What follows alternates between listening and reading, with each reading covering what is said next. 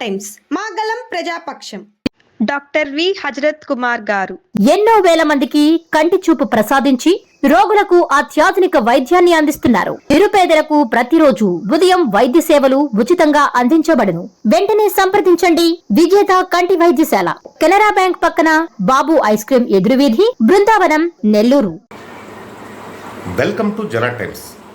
కావలి ప్రభుత్వ ఆసుపత్రిలో అసలు ఏం జరుగుతోంది?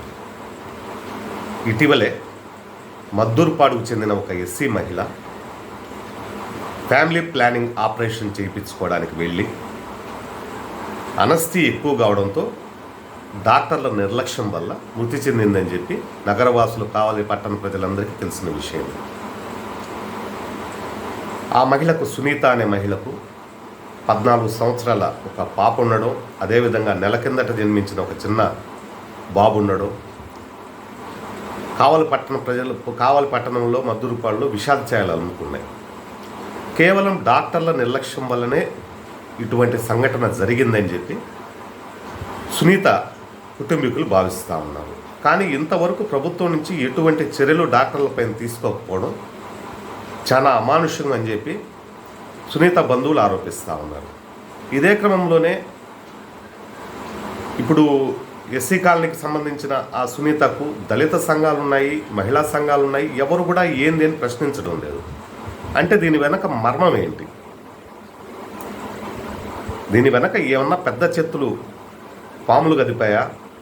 లేదంటే సునీత కుటుంబానికి ఇంతవరకు ఆర్థిక స్థాయి ఇటు ప్రభుత్వం నుంచి కానీ, ఇటు డాక్టర్లు నిర్లక్ష్యం చేసి ఒక మహిళను బలి తీసుకున్న డాక్టర్ల నుంచి అంటే కలెక్టర్ గారి దగ్గర నుంచి అక్కడికి వచ్చి వారికి సరైన పనిష్మెంట్ ఇచ్చి డాక్టర్లకి ఆ కుటుంబానికి తగిన న్యాయం చేయగలిగితే కలెక్టర్ గారికి 2 చేతులు ఎత్తి దండం పెట్టుకుంటామని చెప్పి సునీత కుటుంబీకులు భావిస్తూ ఉన్నారు. కానీ చిన్నపాటి దానిలకు కూడా ప్రభుత్వం ఎంతో స్పందించి ఏదన్నా జెండా కట్టేదానికి కూడా ఎవరైనా చనిపోతే 15 లక్షలు 10 లక్షలు ఎక్స్గ్రేషియా ప్రకటిస్తూ ఉన్నారు. ఎక్కడైనా విషాద్ జరిగితే ఏదైనా బైక్ యాక్సిడెంట్లు అటువంటి వారికి కూడా స్పందిస్తూ ఉన్నారు.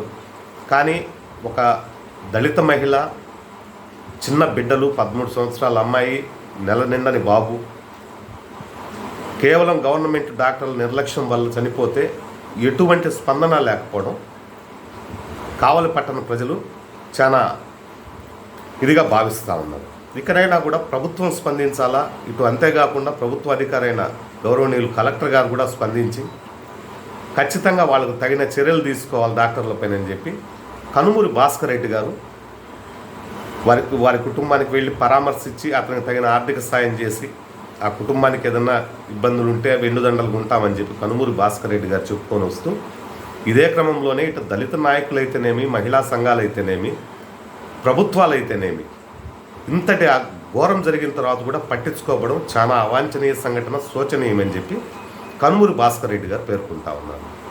ఇకనైనా ప్రభుత్వం స్పందించి వెంటనే ఆ కాలనీకి వెళ్ళి ఆ కుటుంబానికి తగిన న్యాయం చేయాలా. అదేవిధంగా ఆ మహిళ మృతికి సంబంధించిన డాక్టర్లను వెంటనే సస్పెండ్ చేసి కఠిన చర్యలు తీసుకోవాలని చెప్పి కూడా కనుమూరి భాస్కర్ రెడ్డి గారు డిమాండ్ చేశారు. ఇక రాబో కాలంలోనైనా కూడా ఆ కుటుంబానికి, ఆ పిల్లలకు న్యాయం జరుగుతుందా జరగదా అని చెప్పి కావలి పట్టణ ప్రజలు భావిస్తూ ఉన్నారు. ఇక ఏం జరుగుద్ది అనేది మనం వేచి చూద్దాం.